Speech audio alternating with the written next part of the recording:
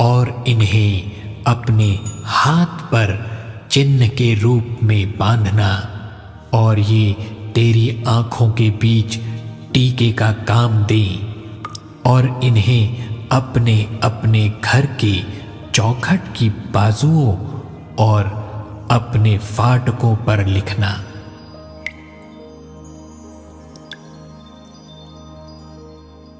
तो परमेश्वर अपने प्रभु से अपने सारे मन और अपने सारे प्राण और अपनी सारी बुद्धि के साथ प्रेम रख। बड़ी और मुख्य आज्ञा तो यही है, और उसी के समान यह दूसरी भी है कि तू अपने पड़ोसी से अपने समान प्रेम रख। ये ही दो आज्ञाएं सारी व्यवस्था और भविष्यवक्ताओं का आधार हैं।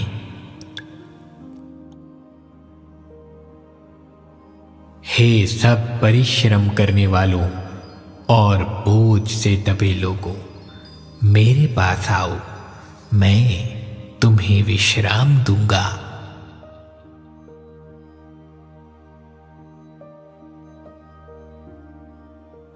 मैं तुम्हें शांति दिए जाता हूं, अपनी शांति तुम्हें देता हूं। जैसा संसार देता है मैं तुम्हें नहीं देता। तुम्हारा मन ना घबराए और ना डरे।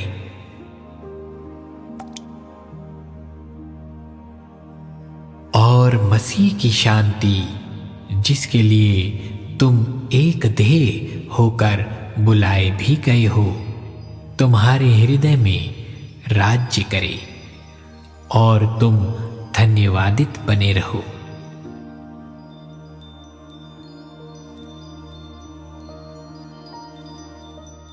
धन्य है वे जो मन के दीन हैं, क्योंकि स्वर्ग का राज्य उन्हीं का है। धन्य है वे जो शोक करते हैं, क्योंकि वे शांति पाएंगे। धन्य है वे जो नम्र हैं, क्योंकि वे पृथ्वी के अधिकारी होंगे। धन्य है वे जो धर्म के भूखे और प्यासे हैं, क्योंकि वे तृप्त किए जाएंगे। धन्य है वे जो दयावान हैं, क्योंकि उन पर दया की जाएगी। धन्य है वे जिनके मन शुद्ध हैं, क्योंकि वे परमेश्वर को देखेंगे।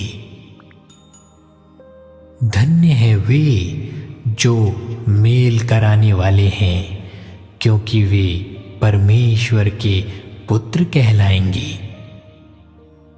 धन्य है वे जो धर्म के कारण सताए जाते हैं, क्योंकि स्वर्ग का राज्य उन्हीं का है। धन्य हो तुम जब मनुष्य मेरे कारण तुम्हारी निंदा करे और सताए और झूठ बोल बोल कर तुम्हारे विरोध में सब प्रकार की बुरी बातें कहे। तब आनंदित होना और मगन होना, क्योंकि तुम्हारे लिए स्वर्ग में बड़ा फल है।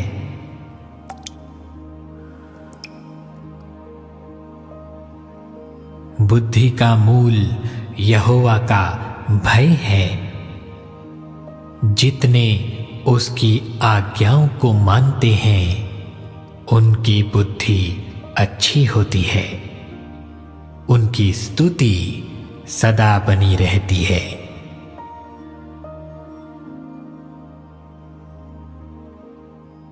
तू अपने पिता और अपनी माता का आदर करना, जिससे जो देश तेरा परमेश्वर यहोवा तुझे देता है उसमें तू बहुत दिन तक रहने पाए।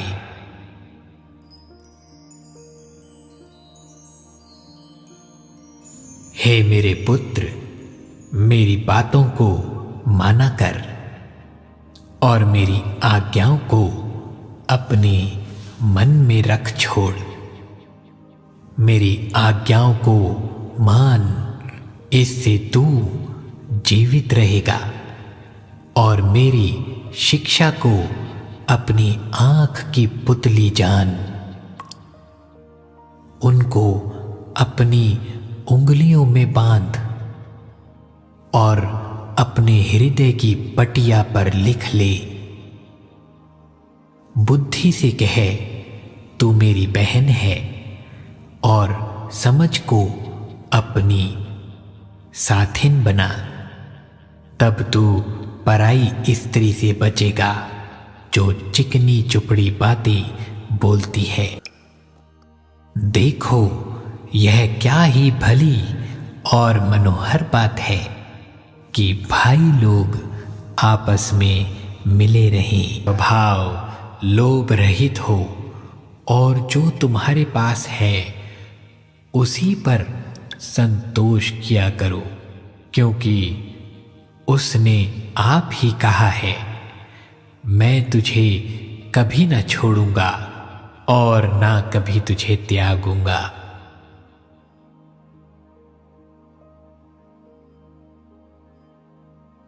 जिस समय मुझे डर लगेगा मैं तुझ पर भरोसा रखूंगा।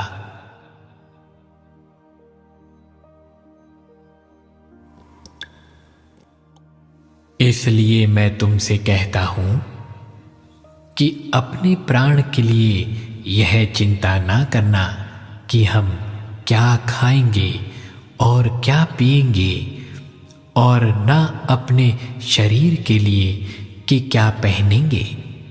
क्या प्राण भोजन से और शरीर वस्त्र से बढ़कर नहीं? आकाश के पक्षियों को देखो, वे ना बोते हैं, ना काटते हैं और ना खत्तों में बटोरते हैं, तो भी तुम्हारा स्वर्गीय पिता उनको खिलाता है। क्या तुम उनसे अधिक मूल्य नहीं रखते? तुम में ऐसा कौन है जो चिंता करके अपनी अवस्था में एक घड़ी भी बढ़ा सकता है? और वस्त्र के लिए क्यों चिंता करते हो? जंगली सोसनों पर ध्यान करो कि वे कैसे बढ़ते हैं। वे ना तो परिश्रम करते हैं, ना काटते हैं, तो भी मैं तुमसे कहता हूं कि सुलेमान भी अपने सारे विभव में उनमें से किसी के समान वस्त्र पहने हुए ना था। इसलिए जब परमेश्वर मैदान की घास को, जो आज है और कल भांड में झोंकी जाएगी, ऐसा वस्त्र पहनाता है, तो हे अल्प विश्वासियों, तुमको वह क्यों कर न पहनाएगा? इसलिए तुम चिंता करके यह ना कहना कि हम क्या खाएंगे या क्या पिएंगे या क्या पहनेंगे, क्योंकि अन्य जाति इन सब वस्तुओं की खोज में रहते हैं और तुम्हारा स्वर्गीय पिता जानता है कि तुम्हें ये सब वस्तुएं चाहिए। इसलिए पहले तुम परमेश्वर के राज्य और उसके धर्म की खोज करो, तो ये सब वस्तुएं भी तुम्हें मिल जाएंगी।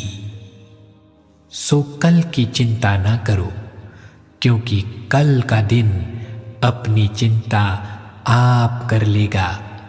आज के लिए आज ही का दुख, क्योंकि मैं निश्चय जानता हूं कि ना मृत्यु, ना जीवन, ना स्वर्गदूत, ना प्रधानताएं, ना वर्तमान, ना भविष्य, ना सामर्थ, ना ऊंचाई, ना गहराई और ना कोई और सृष्टि हमें परमेश्वर के प्रेम से जो हमारे प्रभु यीशु मसीह में है अलग कर सकेगी।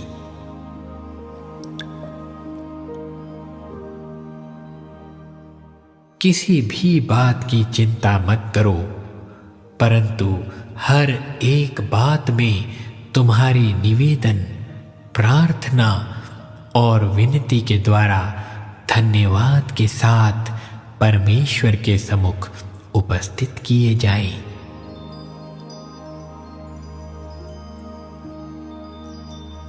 कौओं पर ध्यान दो, वे ना बोते हैं, ना काटते हैं, ना उनके भंडार और ना खत्ता होता है, तो भी परमेश्वर उन्हें पालता है। तुम्हारा मूल्य पक्षियों से कहीं अधिक है। तुम में से ऐसा कौन है जो चिंता करने से अपनी अवस्था में एक घड़ी भी बढ़ा सकता है? इसलिए यदि तुम सबसे छोटा काम भी नहीं कर सकते, तो और बातों के लिए क्या चिंता करते हो? सोसनों के पेड़ों पर ध्यान करो कि वे कैसे बढ़ते हैं। वे ना परिश्रम करते, ना कातते हैं, तो भी मैं तुमसे कहता हूँ कि सुलेमान भी अपने सारे विभव में उनमें से किसी एक के समान वस्त्र पहने हुए ना था। इसलिए यदि परमेश्वर मैदान की घास को जो आज है और कल भांड में झोंकी जाएगी ऐसा पहनाता है, तो हे अल्पविश्वासियों, वह तुम्हें क्यों ना पहनाएगा? और तुम इस बात की खोज में ना रहो कि क्या खाएंगे और क्या पिएंगे, और ना संदेह करो, क्योंकि संसार की जातियां इन सब वस्तुओं की खोज में रहती हैं, और तुम्हारा पिता जानता है कि तुम्हें इन सब वस्तुओं की आवश्यकता है।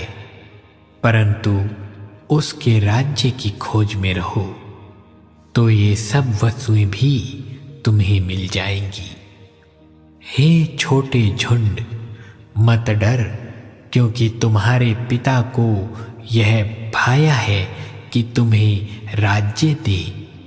अपनी संपत्ति बेचकर दान कर दो और अपने लिए ऐसे बटुए बनाओ जो पुराने नहीं होते, अर्थात स्वर्ग पर ऐसा धन इकट्ठा करो जो घटता नहीं और जिसके निकट चोर नहीं जाता और कीड़ा नहीं बिगाड़ता, क्योंकि जहां तुम्हारा धन है वहां तुम्हारा मन भी लगा रहेगा।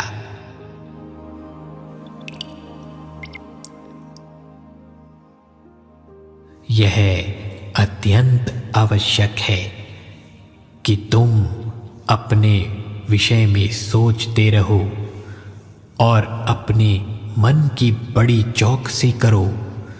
कहीं ऐसा ना हो कि जो जो बातें तुमने अपनी आंखों से देखी उनको भूल जाओ और वह जीवन भर के लिए तुम्हारे मन से जाती रहें, किंतु तुम उन्हें अपने बेटों पोतों को सिखाना, विशेष करके उस दिन की बातें जिसमें तुम हेरोब के पास अपने परमेश्वर यहोवा के सामने खड़े थे, जब यहोवा ने मुझसे कहा था, उन लोगों को मेरे पास इकट्ठा कर कि मैं उन्हें अपने वचन सुनाऊं, जिससे वे सीखें, ताकि जितने दिन वे पृथ्वी पर जीवित रहें उतने दिन मेरा भय मानते रहें और अपने बाल बच्चों को भी यही सिखाएं।